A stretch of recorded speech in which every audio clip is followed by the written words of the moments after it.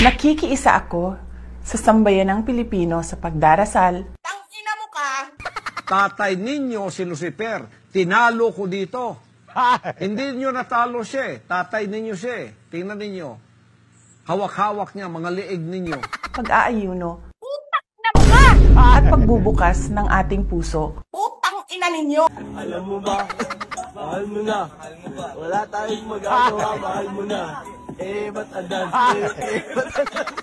Ngayong Semana Santa. Putang ina, hindi mo pala gusto ginagawa mo Bakit mo sinisira pangalan ko? Ang tawag dyan, demokrasya. Tularan sana natin ang pagmamahal ni Jesus sa atin. May kinausap na ako na tao. Sinabi ko sa kanya, kapag pinatay ako, patayin mo si BBM, si Lisa Araneta, at si Martin Romales. No joke.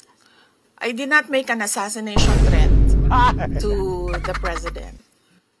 Sila lang nagsasabi niyan. Manalig tayo. Sabi ko, huwag ka tumigil hanggang hindi mo mapatay sila. Sila lang nagsasabi niyan. Magkaisa tayo. Putang ina ninyong lahat.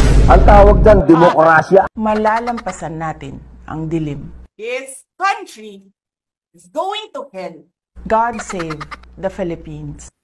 No joke. I am the way. Pag hindi kayo dumaan sa akin, hindi kayo pupunta ng langit. Kaya, pumunta kayo sa akin, sumuko, sumurrender, at magsisi na kayo, at iwan ang serpensin nyo, at sundin ninyo ang lahat ng sinasabi ko sa pamamagitan ng mga salita ng aking Ama.